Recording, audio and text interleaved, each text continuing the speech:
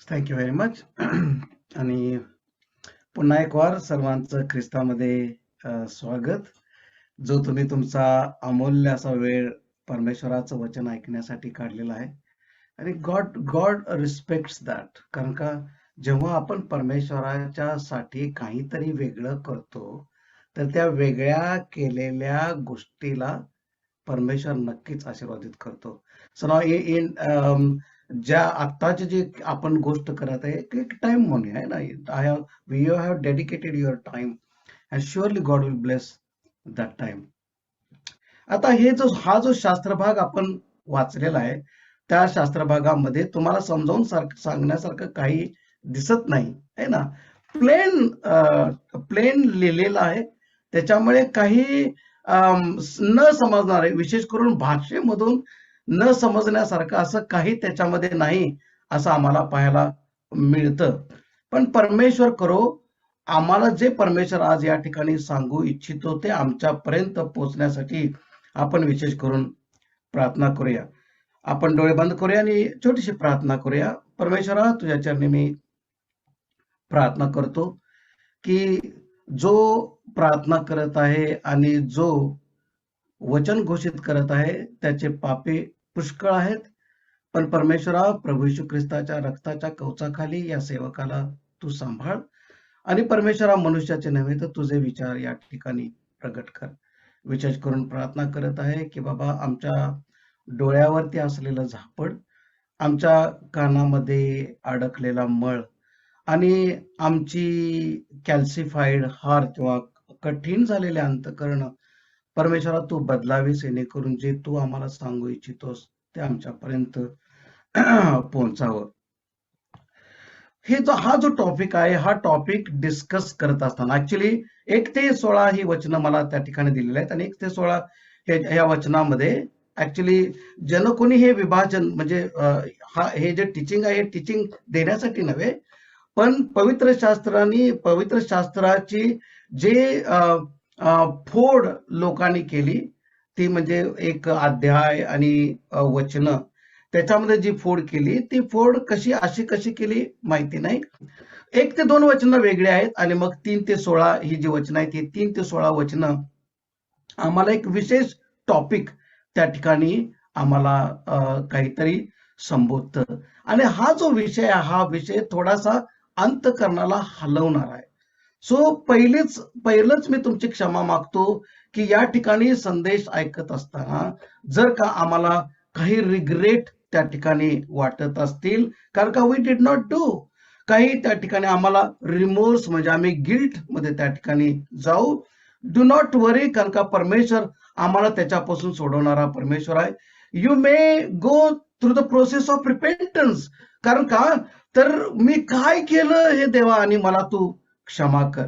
You may go through the periods of rejoicing, कारण का जे काही मी ऐकत आहे, जे परमेश्वर मला उत्तेजन देत आहे, ते सगळं मी परमेश्वरा केलेलं आहे. आणि त्यासाठी तुमच्या अंतःकरण कदाचित एक आनंदित होऊन त्या ठिकाणी हर्षित होतील. किंवा जरी आम्ही रिजॉईस करत आहे, तर आणखी एक भावना आहे, ते म्हणजे रिजनरेशन. आम्ही कदाचित हे संदेश ऐकून आता इथून पुढे मी जे काही करत होतो त्याच्यापेक्षा आणखी मी त्या ठिकाणी चांगलं करन, असा आमच्यामध्ये भावना त्या ठिकाणी येईल. Welcome to the study of care of widows in the church, कारण का तो मेन पोर्शन मी त्या ठिकाणी टच करणार आहे. आणि म्हणूनच त्याचं जे शास्त्रभाग आहे, तो जरी तुम्ही मला 1 ते 16 सांगितला असला, तरी मी जास्त मेजॉरिटी मी कॉन्सन्ट्रेट करत आहे 3 to 16 या वर्स मध्ये. आता हे जे पुस्तक आहे, हे पुस्तक विशेष करून आपण तिमोथेचं आणि तिताचं पुस्तक आम्ही म्हणतो की these are the pastoral letters. आणि जेव्हा पास्टरल लेटर्स आहेत, त्यावेळी it is full with doctrines. So doctrines even people they did not accept it. आणि आजची जी परिस्थिती आहे ती देखील तशीच आहे. आणि म्हणून हे लेटर आहे ते तिमोथेला एक डॉक्ट्रिनल लेटर म्हणून आणि एक पास्टर म्हणून देखील त्याच्याकडं त्याला हे लिखाण करण्यात आलेलं आहे. आणि हा जो तिमोथी आहे, हा तिमोथी 2 प्रकारच्या समस्या सांगते, 2 नाही, पाऊल आहे, पाऊल दोन जे त्याचे सेवक आहेत त्यांना तो उत्तेजन करत आहे. एक सेवक म्हणजे तिमोथी आणि दुसरा सेवक म्हणजे तीत आहे ना. आणि तिमोथ्याला आणि तिताला पत्र तो त्या ठिकाणी लिहित आहे. तिमोथ्याची जी समस्या आहे ती वेगळी आहे, तिताची जी समस्या आहे ती समस्या वेगळी आहे. आणि म्हणून हे बघत असताना पुष्कळच्या समस्या त्यांच्या ठाई आहेत. आम्हाला असं वाटतं की Timothy is very strong character, पण तसं नाहीये. ऍक्च्युली तिमोथी आहे अतिशय टिमिड असा त्या ठिकाणी पौलाला वाटतो, आणि म्हणून तो सतत त्याला आठवण करून देतो त्याची असणारी पोझिशन ख्रिस्तामधली. पण तिताला हे करायची गरज नाही, कारण का तीत हा बँग बँग बँग होता. जेव्हा तिताचं पुस्तक आपण अभ्यास करू त्यावेळी कदाचित काही गोष्टीचं प्रगटीकरण तुमच्या समोर होईल. आणि या ठिकाणी जे काही समस्या आहेत ह्या समस्या पेरिफेरल समस्या नाहीत. ह्या ज्या समस्या आहेत ते सेंट्रल समस्या आहेत. कारण का या ठिकाणचे असणारे, मी त्या ठिकाणी म्हणेल की तिमोथ्याला लीडर्सला डील करायला सांगितलं होतं आणि तिताला मेंबर्सला डील करायला सांगितलं होतं. आणि म्हणून त्याच्यामधला फरक आहे. तर जेव्हा हे लीडर्स आहेत, जे इस्टॅब्लिश्ड लीडर्स आहेत, त्यांच्या संगती बोलत असताना जी समस्या आंतरिक समस्या आहे, मंडळीला तोडायचं असेल तर दुसरं तिसरं काय करायचं नाही. एक्सटर्नल प्रेशर नेहमी चर्च वाढवतं आणि इंटरनल प्रेशर नेहमी चर्च तोडतं. आणि म्हणून इंटरनल जी समस्या आहे ती फार मोठी समस्या आहे हे पौलाला जाणवलं, आणि त्याच्यामध्ये असणारे काही प्रॉब्लेम्स मी तुमच्या समोर आणलेले आहेत. आणि मग मी जी समस्या तुमच्या समोर डिस्कस करणार आहे ती समस्या त्या ठिकाणी लिहिलेलं आहे ना. त्या ठिकाणी म्हटलेलं आहे की पहिली समस्या त्या ठिकाणी अनगॉडलीनेस, त्याच्यानंतर फॉल्स डॉक्ट्रिन्स आणि mishandling the matters of the widows. त्याच्यानंतर तिमोथीचं जे काम आहे ते तिमोथीचं काम आहे, हे 3 प्रकारचे काम त्याला परमेश्वरानं पौलाच्या द्वारे दिलेले आहेत. पहिली गोष्ट आहे म्हणजे टू कम्प्लीट द ट्रान्झिशन. जे लिडरशिप आहे ते लिडरशिपचं जे ट्रान्झिशन आहे ते करणं फार गरजेचं होतं. म्हणून त्यानं पहिली ही गोष्ट सांगितली की तू हे काम करायचं आहे. दुसरं काम करायचं आहे ते म्हणजे टू कन्फ्रंट द ट्रबलर्स, आणि तिसरं जे काम आहे ते म्हणजे टू कम्युनिकेट द ट्रूथ. आता या तिन्ही जो भाग आहे तो तिन्ही भाग या शास्त्र भागाला लागू होऊ शकतो. पण या ठिकाणी मी विशेष करून त्याची जी पद्धत आहे ते म्हणजे टू कन्फ्रंट द ट्रबलर्स मध्ये 3 प्रकारे तो त्या गोष्टी करत आहे. ते म्हणजे एरर्स दे प्रोपोगेटेड, जे चर्च मधले लीडर्स आहेत, the examples they presented and as well as the effects they produce. याच्यावरती त्याचा तो भर घेऊन तो त्या ठिकाणी त्यांना सांगण्याचा प्रयत्न करत आहे. आता हा टॉपिक जो आहे तो टॉपिक आम्हाला अतिशय सोपा टॉपिक वाटतं आहे ना. कधी कधी असं वाटतं की we think it is really very small, irrelevant, insignificant topic. पण जेव्हा याचा मी अभ्यास करायला बसलो त्यावेळी सगळ्या विद्वानांची यादी बघून मी हैराण झालो की परमेश्वर काय सांगू त्या ठिकाणी इच्छितो. कारण का तर जे बहिणी किंवा विशेष करून ज्या स्त्रिया आहेत किंवा फिमेल्स आहेत त्या फिमेल्स बद्दल परमेश्वर विशेष करून काळजीपूर्वक असा आहे. Women are to be object of provision, protection आणि प्रिझर्वेशन.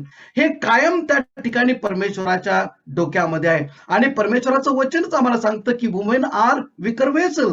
माझ्या बाजूला माझा आवाज आहे, चित्र दिसत नाही तिचं, पण तिचा आवाज तुम्ही त्या ठिकाणी ऐकू शकता.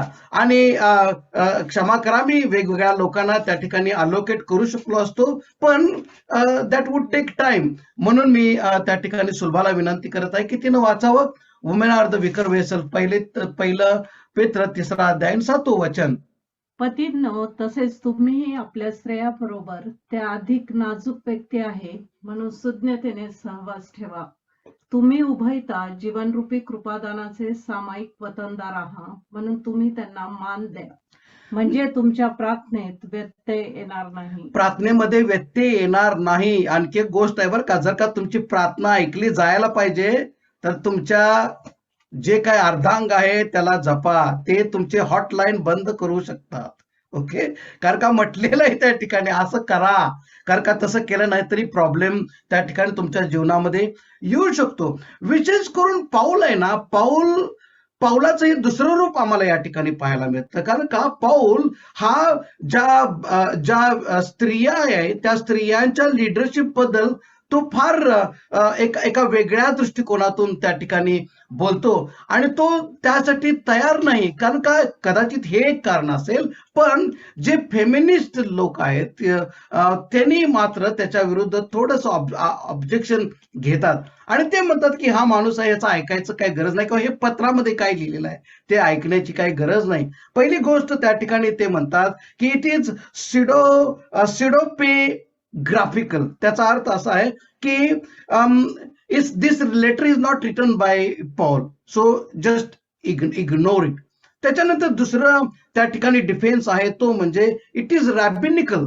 रॅबिनिकल म्हणजे एक म्हातारा झालेला माणूस आहे, रब्बाय आहे आणि तो प्री ज्युडिशियल जे थॉट्स आहेत त्यांना तो अक्युमुलेट झालेला आहे. And why should we listen to this old man, याला काढून टाकायला पाहिजे, याचं ऐकायला नाही पाहिजे. त्याच्यानंतर तिसरं गोष्ट आहे ते म्हणतात कल्चरल. कल्चरल म्हणजे काय, तर त्या ठिकाणी ज्या स्त्रिया होतात त्यांचा वापर केला जात नसे. जर येशू ख्रिस्त आता जर का शिष्यांची नेमणूक केली असती तर त्यांना 6 बायका आणि 6 पुरुष नेमले असते आणि म्हणतात की it may be a diplomatic वे. पण मला नाही वाटत कधीच येशू ख्रिस्त even he behaved in a diplomatic way. Whatever he wants to talk, he talk directly to them. त्याच्यानंतर काही लोक असं म्हणतात की इट इज हेरिटिकल. कारण का हे ज्या बहिणी आहेत त्या बहिणींनी कल्ट चर्चमध्ये आणलं आणि म्हणून पाऊल त्या ज्या स्त्रिया आहेत त्या स्त्रियांनी शिकवावं किंवा स्त्रियांनी लिडरशिप घ्यावी याच्यासाठी तो थोडासा नाराज आहे. आणि त्या ठिकाणी शेवटचं ऑब्जेक्शन त्या ठिकाणी घेतलं जातं म्हणजे ते म्हणजे एज्युकेशनल. स्त्रिया त्या ठिकाणी शिकलेल्या नव्हत्या म्हणून अशा प्रकारे पाऊल त्या ठिकाणी लिहितो. पण मला नाही वाटत तसं. कारण का तर परमेश्वरानं जे काही देवाचं काम आहे ते जे आज्ञाने त्यांना पण दिलेलं आहे आणि परमेश्वराच्या वचनामध्ये आम्हाला ते त्या ठिकाणी पाहायला मिळतं. म्हणून आम्ही हे वचन बघत असताना की जो परमेश्वर आहे तो परमेश्वर हा जो विडोज, विशेष करून जेव्हा विडोज आहे त्यावेळी ऑर्फन्स पण जोडलेले आहेत. आणि जेव्हा परमेश्वराचं वचन बघू तेव्हा नेहमी त्या ठिकाणी अनाथ आणि विधवा हा शब्द त्या ठिकाणी जोडलेला आहे. आणि परमेश्वर विशेष करून स्त्रियांच्या विषयी, कारण का तर त्या विकर वेसल्स आहेत आणि त्याची जी घडण आहे ती घडणच अशा प्रकारे केलेली आहे आणि ती जी स्त्री आहे ती स्त्री कुठे कुठे पडू शकते हे देवाला अगोदरच त्या ठिकाणी माहित आहे. आणि म्हणून तो चॅलेंज देतात. या चॅलेंजच्या बरोबर जर का आम्ही काही गोष्टी करत नसेल, if you are not doing something please take heed of it. असं म्हटलेलं आहे, पहिलं म्हटलेलं आहे की गॉड हिअर्स. एक्झोडस 22:22 निर्गम 22:22 मध्ये परमेश्वराचं वचन म्हणतं, कोणा विधवेला किंवा पोरक्याला गांजू नको. कोणा विधवेला आणि पोरक्याला गांजू नको. Be careful. त्रास देऊ नको. हे ज्या व्हिडिओज आहेत त्यांना त्रास देऊ नको. कारण का परमेश्वर ऐकतो, त्यांचं ऐकतो. दुसरं म्हटलेलं आहे की गॉड इज अ जज. साम 68:5. पितृहीनांचा पिता, विधवांचा कैवारी असा देव आपल्या पवित्र निवासस्थानी आहे. विधवांचा कैवारी आहे असं म्हणतो की जे काही आहे जर का त्यांनी माझ्याकडे काही गोष्ट पाठवली तर यू बी केअरफुल. कारण का आय एम द जज. I will be defending on behalf of them. थोडस डेंजरस आहे असं आपल्याला वाटतं. God curses. ड्यूटरॉनॉमी किंवा अनुवाद 27:19 मध्ये म्हटलेलं आहे, जो उपरी अनाथ व विधवा यांचा विपरीत न्याय करतो तो शापित असो. बघा, जो त्यांचा विपरीत न्याय करतो, जो कोणी त्यांच्यासाठी विपरीत वागतो त्यांचा परमेश्वर न्याय करतो. God blesses. हा जो शास्त्रभाग आहे ना मला फार इंटरेस्टिंग त्या ठिकाणी वाटला. यशाया याचा 1 अध्याय आणि 17 आणि 18व्या वचनामध्ये असं म्हटलेलं आहे, चांगले करण्यास शिका, नीतीच्या मागे लागा, जुलम्याला ताळावर आणा, अनाथाचा न्याय करा, विधवेचा कैवार घ्या. बघा, विधवेचा कैवार घ्या असं म्हटल्या बरोबर 18th वर्ष जी सुरुवात होते काय म्हणतो? परमेश्वर म्हणतो, चला या आपण बुद्धिवाद करू. चला आपण या बुद्धिवाद करू. पहिलं काय झालेलं, अनाथाचा कैवार घ्यायचा आहे, अनाथाच्या बद्दल काहीतरी सांगितलेलं आहे आणि म्हणतो की चला आता काय करूया, बुद्धिवाद करू. आणि म्हणतो सगळ्यांना आवडतं वचन, तुमची पातके लाखेसारखी लाल असली तरी ती बर्फासारखी पांढरी होतील. ओ माय ती गॉड. किरमिजासारखी तांबडी असली तरी ती लोकरीसारखी निघतील. बघा हे ब्लेसिंग नाही का, सगळ्यात मोठं ब्लेसिंग आहे मला वाटतं. कारण का ह्या बेसवरच मी ख्रिश्चन म्हणून आज या ठिकाणी प्रीच करायला लागलो. कारण का माझं पातकं लाखेहुनी लाल असली तरी ती बर्फाहुनी स्वच्छ करणारा परमेश्वर आहे. हा परमेश्वर कुठं बघत आहे, मी अनाथांचा आणि मी विधवेंचा कसा कैवार त्या ठिकाणी घेत आहे. आणि आणखी एक धोक्याची गोष्ट मी तुम्हाला सांगत आहे, ते म्हणजे God punishes by ill health. इयोब याचा 22वा अध्याय आणि 9व वचन. तू विधवास रिक्त हस्ते लावून दिले, पोरक्याचे हात मोडून टाकले. म्हणून तुला चहूकडून पाशांनी घेरले आहे, नीतीने तुला अकस्मात घाबरे केले आहे. अहो काय ह्या माणसाला त्रास व्हायला लागलाय आणि असं म्हटलेलं आहे की हा माणूस धार्मिक आहे, ह्याच्याकडे काही सुद्धा पाप नाही, हे ऑलरेडी डिक्लेअर करण्यात आलेलं आहे. आता याच्यावरती आलेली समस्या का समस्या आलेल्या आहे, याचं निवारण याचं जे कारण आहे, they are searching for the reason की हा जो व्यक्ती आहे हा एवढा धार्मिक व्यक्ती आहे, हा धार्मिक व्यक्तीला असा त्रास कशाला त्या ठिकाणी व्हायला पाहिजे. आणि मग अलिपस त्याचा मित्र आहे, तो अलिपस त्याचा मित्र येऊन म्हणतो की बघ कदाचित तू काय केलेलं आहेस, विधवांचं काय केलं आहेस तू, विधवास रिक्त हस्ते लावून दिले. आय थिंक सो हे काहीतरी विचार करण्यासारखी गोष्ट आहे ना. रिक्त हस्ते एखाद्याला पाठवून दिलं, एवढं मोठं प्रॉब्लेम आहे का की जो त्याला रोगामध्ये अडकून ठेवेल, की त्याचं मरणाची दशा या व्यक्तीची त्या ठिकाणी झालेली आहे. Something to take heed of. Remember what you have done. आणि जर का असं झालं असेल तर त्या ठिकाणी परमेश्वराकडे पश्चाताप करणं गरजेचं आहे.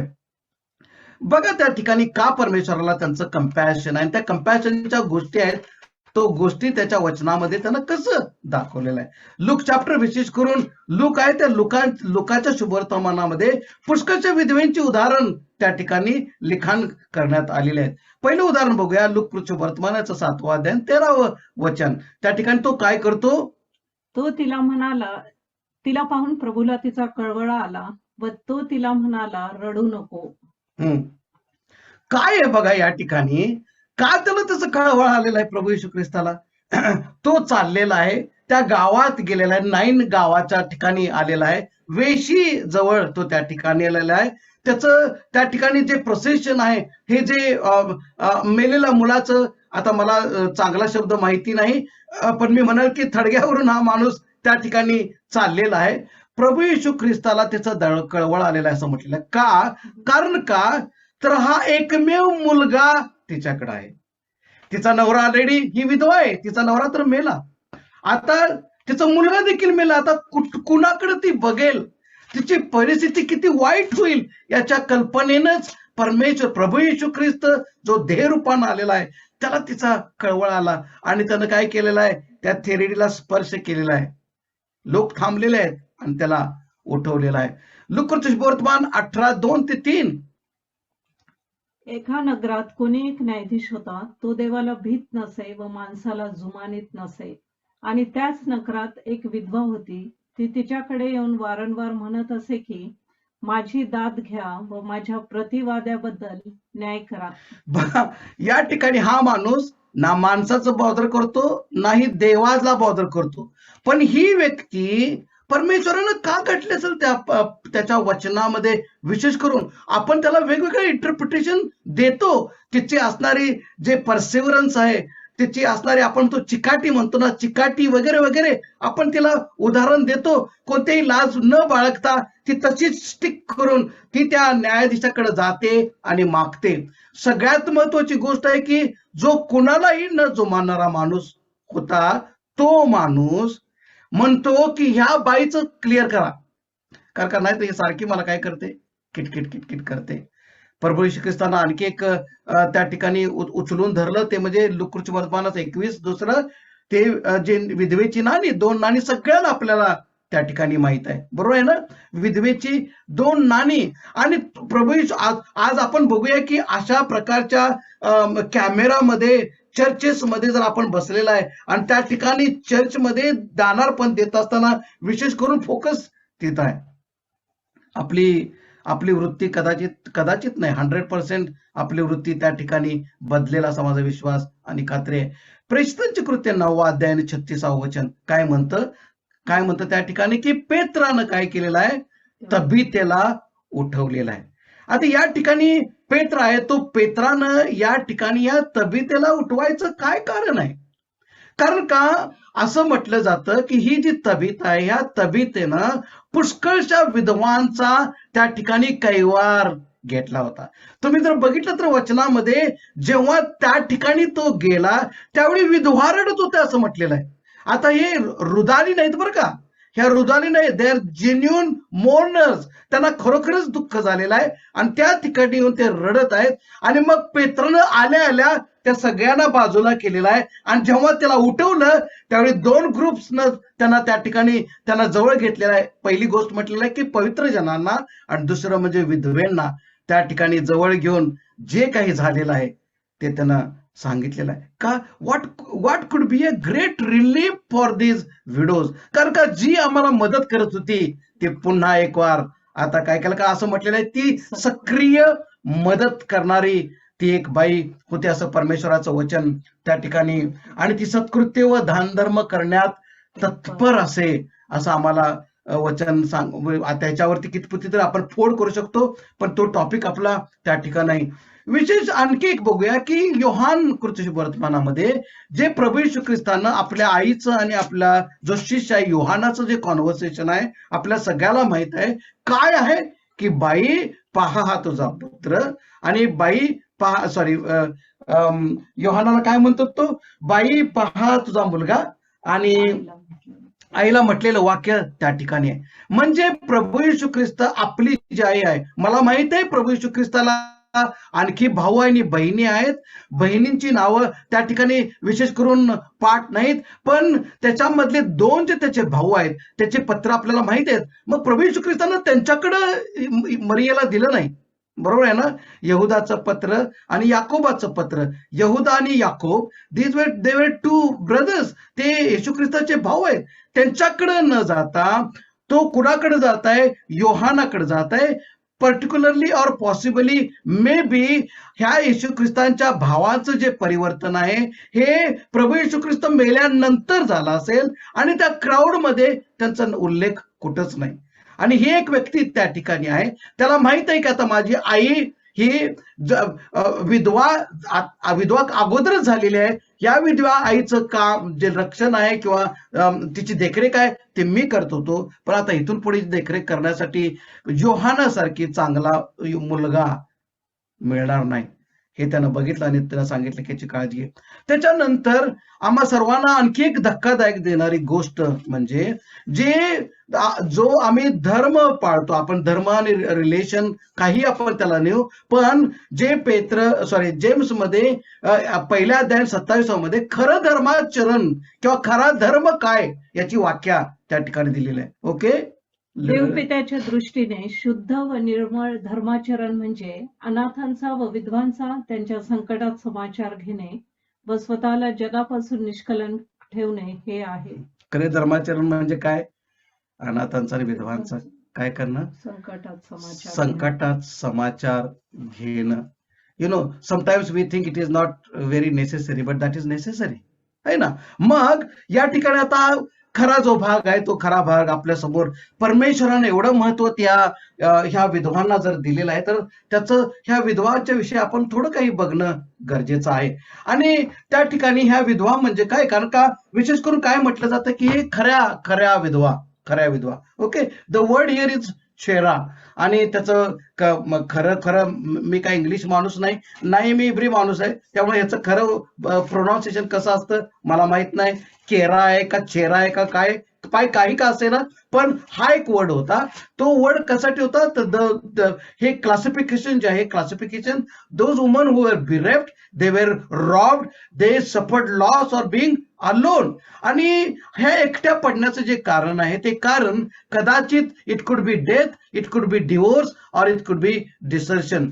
आणि हे पॉलिगॅमी, मी मुद्दाम एका गोष्टीकडे येत आहे की ज्या आजचं जे युग चाललेलं आहे ते युग कुठं चाललेलं आहे ना, सिंगल मदर वगैरे बद्दल आपण त्या ठिकाणी बघतो. आणि ही जी सिंगल मदर आहे, ही सिंगल मदर ही जर का मदर नसेल तर ती मदर न राहण्यासाठी किती किती काय काय करते आहे ना, कारण का because she has to find out another partner. कारण का दुसऱ्या अशा लेकरांना असंच आमचं करून घ्यावं आणि त्यांची काळजी घ्यावं अशी बुद्धी असणारी माणसं कमी त्या ठिकाणी आहेत. आणि असे त्याचे वाईट उदाहरण माझ्याकडे आहेत, but I don't have to go in details of that. आणि म्हणून ह्या ज्या बहिणी आहेत या बहिणीविषयी, ह्या अशा प्रकारे केलेल्या बहिणीच्या विषयी तो बोलत नाही, तर ज्या खरोखरच त्रासामध्ये आहेत त्यांच्याविषयी तो त्या ठिकाणी बोलतो. कारण का सगळं जबाबदारी आहे ती नवऱ्याची. नवरा मेला तर कुठं जायचं, मोठा प्रश्नचिन्ह आहे. कारण का त्यावेळी त्यांना काम देण्यात येत नसं, काम त्यांच्याकडे नव्हतं. मग आता भर जवानीमध्ये म्हणा किंवा भर म्हातारपणामध्ये म्हणा, जेव्हा ती बाईचा नवरा मेलेला आहे, आता तिच्या समोर एक मोठं संकट आहे. कारण का तिच्याकडे काहीच नाही, तिचा आधार काहीच नाही. मग ही जी समस्या आहे, या समस्येचा निवारण कसं करायचं? I think so I will go fast now, कारण का माझं घड्याळ वाजायला लागलेलं आहे, tick tick tick tick. Okay, पहिली गोष्ट आहे म्हणजे you have to go back to father. जर का तुला असं वाटतं की तुझं कोण नाही काही नाही, तर ती चूज करू शकते आपल्या बापाकडे. She can go back to her father and that is father's responsibility to take care of her. दुसरं म्हणजे लेव्हरेट मॅरेज. लेव्हरेट मॅरेज म्हणजे काय की त्याच्या घरामध्ये, जिच्या घरामध्ये तिनं लग्न केलं, where ever she is married, त्याला जर का दुसरा अनमॅरिड जर का भाऊ असेल तर त्या अनमॅरिड भावासंगती ती लग्न करू शकते, दुसरा नाही तर तिसरा. आणि हा प्रश्न तुम्हाला माहित आहे की प्रभू येशू ख्रिस्ताला विचारलं होतं की पुनरुत्थानाच्या दिवशी मग ती कोणाची बायको आहे ना. किती ही जी माणसं आहेत ती किती हुशार आहेत बघा, प्रश्न विचारा येशू ख्रिस्ताला ट्रिक करण्यासाठी. तर ती एक जबाबदारी होती की त्यांनी त्यांच्या भावांच्या संगती लग्न करावं. किंवा त्याच्या पुढची गोष्ट म्हणजे जरी भाऊ नसेल तर तिच्या नेक्स्ट ऑफ किन कोणी असेल.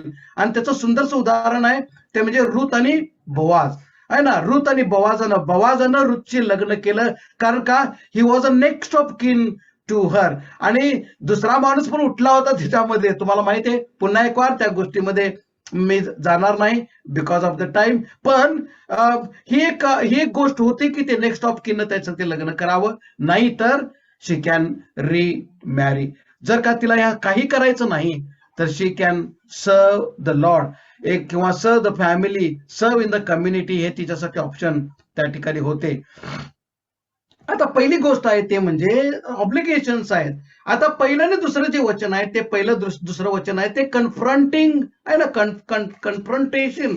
जे तिमोथेला काम दिलं होतं त्या तिमोथेला कामामध्ये त्या ठिकाणी तो आई बापांचा किंवा वडीलधाऱ्या लोकांना कसं सांगावं याच्याविषयी तो सांगत आहे. मी पुन्हा एक वार तुम्हाला चॅलेंज देईन, कारण का आपले वडीलधारी माणसं आहेत, आपले आई वडील आहेत, त्यांचा मान राखणं हे पवित्र शास्त्राच्या नुसार आहे. इंटरेस्टिंग आणखी एक गोष्ट त्या ठिकाणी काय आहे माहिती आहे का, की ज्या काही 10 आज्ञा आहेत त्या 10 आज्ञामधली पहिली आज्ञा जी ब्लेसिंग घेऊन येते ते म्हणजे आई वडिलांचा मान राख. माहिती आहे का तुम्हाला? पहिली जे 4 आज्ञा आहेत त्या 4 आज्ञा तुम्हाला परमेश्वराशी काय काय काय काय करायचं त्या ठिकाणी सांगतं. पण जी 5वी आज्ञा आहे ती 5वी आज्ञा मात्र म्हणते की आपल्या आई बापाचा मान राख. आणि त्याच्याबरोबर जॉईन केलेलं blessing, first commandment in the Bible which will bless you. त्याच्यानंतर आणि तो म्हणत आहे की यू हॅव टू सपोर्ट म्हणण्यामध्ये ह्याच्यामध्ये मात्र शब्द वापरलेला आहे की रिस्पेक्ट करा आहे ना, त्याचं काय करा, आदर करा, असं त्या ठिकाणी परमेश्वराचं वचन म्हणतं. दुसरं गोष्ट आहे ते म्हणजे the obligation of the church to evaluate those widows. जे कोणी विडोज आहेत ते खऱ्या विडो आहेत हे कसं समजायचं. तर त्यासाठी क्रायटेरिया त्या ठिकाणी दिलेला आहे. ते म्हणजे पहिली क्रायटेरिया, हे सगळे 4 ते 8 वचन आपण ऑलरेडी वाचलेले आहेत. So we are not going to read it, I am just highlighting this. Okay, they are left alone. दुसरी गोष्ट म्हणजे they are believers. Okay, believers म्हणजे काय, की they are trusting God for their provision. हे महत्वाचं आहे. इर्मया याचा 49वा अध्याय आणि 11 वचनामध्ये या प्रकारे त्या ठिकाणी लिहिलेलं आहे की ह्या विधवा ज्या परमेश्वराकडे लक्ष ठेवतात त्यांच्या प्रोव्हिजन साठी. एवढंच नाही, म्हणजे बिलिव्हर म्हणजे परमेश्वरावरती विश्वास आहे, आम्ही देखील परमेश्वरावरती विश्वास ठेवतो, पण प्रोव्हिजन म्हटलं की कोणातरी दुसऱ्याकडं त्या ठिकाणी आपण पाहतो. पण या अशा विधवा आहेत की ज्या फक्त परमेश्वराकडे त्यांचा आधार म्हणून पाहत आहेत. तिसरी गोष्ट आहे ते म्हणजे दे आर गॉडली बिलिव्हर. आता गॉडली बिलिव्हर मध्ये आणखी काही गोष्टी तो त्या ठिकाणी सांगतो. द एंट्रिटीज म्हणजे दे प्रे फॉर देमसेल्फ, त्याच्यानंतर they pray for others needs and they continue pray as soon as there is opportunity. Night and day म्हणजे 24 तास गुडघ्यावरती येऊन ते प्रार्थना करतात असं नाहीये.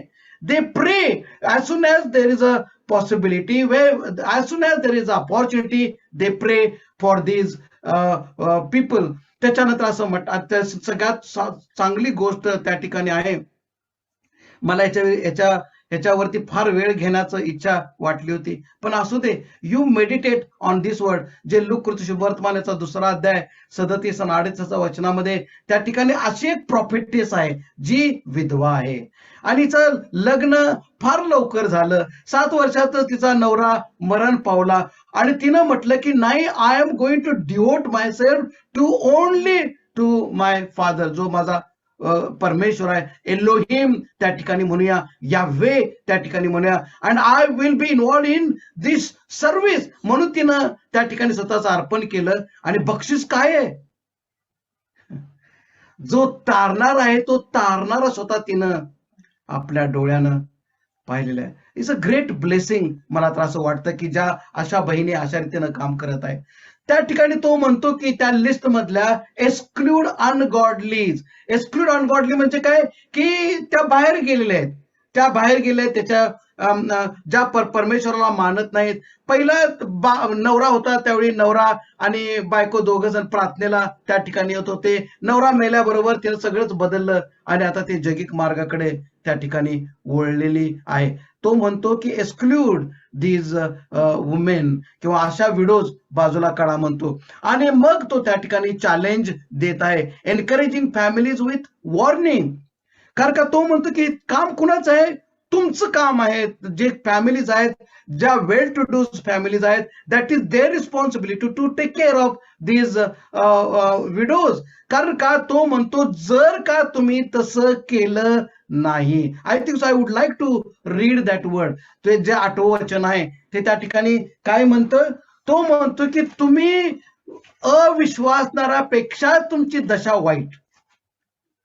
I think so that is also a whip for us. It tells us something. जर का मी असा असेल, मला माहित आहे की माझ्या घरामध्ये कोण विधवा आहे, नुसतं माझ्या घरामध्ये नाही, माझ्या ओळखीची कोणी विधवा आहे, माझ्या नातेवाईकामध्ये कोणी विधवा आहे, त्या विधवेला जर का मी मदत करू शकत असेल आणि जर ती मी करत नसेल तर वाच. जर कोणी स्वकीयांची व विशेष करून आपल्या घरच्यांची तरतूद करीत नाही तर त्याने विश्वास नाकारला आहे. तो माणूस विश्वास न ठेवणाऱ्या माणसापेक्षा वाईट आहे. I think so this is challenging for every one of us. जर का if you are not doing so, नुसतं हाऊसहोल्ड नाही माझ्या प्रियानो, स्वकीय देखील त्या ठिकाणी आणलेले आहेत. असं कोणी आहे का बहीण की तुमच्या घरामध्ये, तुमच्या कुटुंबामध्ये, तुमच्या फॅमिलीमध्ये, म्हणजे फॅमिली म्हणजे फक्त तुमची स्वतःची नवरा बायको आणि मुलं एवढी फॅमिली म्हणत नाही, तुमचं एक्सटेंडेड जी फॅमिली आहे त्या फॅमिलीमध्ये असं कोण आहे, जर का आम्ही त्यांची काळजी घेत नाही तर परमेश्वर त्या ठिकाणी आम्हाला दोष देऊ इच्छितो. त्याच्यानंतर तो म्हणतो की there is obligation of the church to maintain high standards for widows.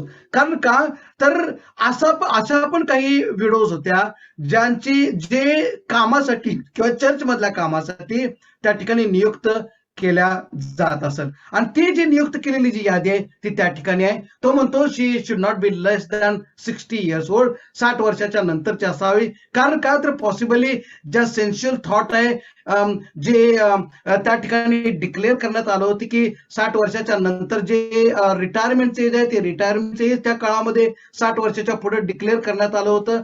त्याचबरोबर ज्या माणसाच्या असणाऱ्या ज्या भावना आहेत, विशेष करून आकर्षणाच्या भावना आहेत, दॅट रिड्युसेस असं त्या ठिकाणी मांडलं जात होतं. आणि म्हणून तो म्हणतो की not less than 60. She is a wife of one person, wife one man. म्हणजे पहिला नवरा मेला आणि मग दुसरं लग्न केलं, दुसरा नवरा मेला, तिसरं लग्न केलं, तरी देखील ती त्याच्यासाठी योग्य होऊ शकते. Because when that husband was alive she was faithful to that man. आणि परिस्थिती तशी आल्यामुळं, परमेश्वराचं वचन तसं सांगत असल्यामुळं तिनं डिसिजन घेतलं मॅरी करण्याचं. त्याच्यानंतर म्हटलेलं आहे की अ रेप्युटेशन फॉर गुड वर्क. कारण का तर त्या रेप्युटेशन मध्ये आता हे एव्हिडन्स आहे बरं का, हे सगळं पॉलिसी आणि प्रोसिजरचं बुक आहे. Everything has to have some evidences behind it. आता त्यांची लिस्ट घालत असताना तो म्हणतो की she must have brought up children. It's not necessarily her own children, possibly some else's children also she might have brought up. Shown hospitality to strangers. हे ह्या ज्या गोष्टी आहेत, ह्या गोष्टी मला एक्सप्लेन करायची तुम्हाला गरज नाही. She has wash feet of the saints. त्याचा अर्थ लिटरली तिने जाऊन पाय धुतले असं नाही, तर is the attitude of humility तिनं त्या ठिकाणी केलेला आहे. जर का तिथं सर्वंट नसेल तर she made an effort to go and wash the feet of the disciples किंवा जे सेंट्स आहेत त्यांचे पाय धुतलेले आहेत. She assisted those in distress आणि she has devoted to every good work. सगळ्या चांगल्या कामामध्ये तिनं स्वतःला वाहिलेलं आहे. आता मात्र त्या ठिकाणी तो म्हणत आहे काय, हे जे चर्च आहे, they have obligation of the church to instruct younger widows to remarry. आता टू रिमॅरी करत असताना का रिमॅरी करायचं आहे? बिकॉज दे आर यंग आणि sometimes with emotions you take decisions. आणि त्या डिसिजनच्या द्वारे ते म्हणतात की नाही मला प्रभूची सेवा करायची आहे. But after some time they waver and they think that okay no what is this, I think so I should remarry. Remarry करण्याचं जी गोष्ट आहे ती चुकीची आहे असं नाही, पण तिनं जो पहिलं कमिटमेंट परमेश्वराला केलं होतं त्याच्यामध्ये थोडासा प्रॉब्लेम आलेला आहे. म्हणून तो म्हणतो की it is better for the younger widows to get marry. कारण का त्यांच्याकडे लॅक ऑफ मॅच्युरिटी देखील त्या ठिकाणी आहे. आणि सगळ्यात आणखी एक महत्वाची गोष्ट चॅलेंजिंग तो त्या ठिकाणी सांगत आहे ते म्हणजे, ते पण वचन आपण त्या ठिकाणी वाचू शकतो की ह्या ज्या बहिणी आहेत, ह्या बहिणी ते सैतानाच्या ट्रॅप मध्ये ऑलरेडी अडकलेला आहे. विशेष करून बहिणीच्या बद्दल बोलत असताना I would like to bring your attention to 2 traps. जो पहिला ट्रॅप पवित्र शास्त्रामध्ये नमूद करण्यात आलेला आहे तो म्हणजे ते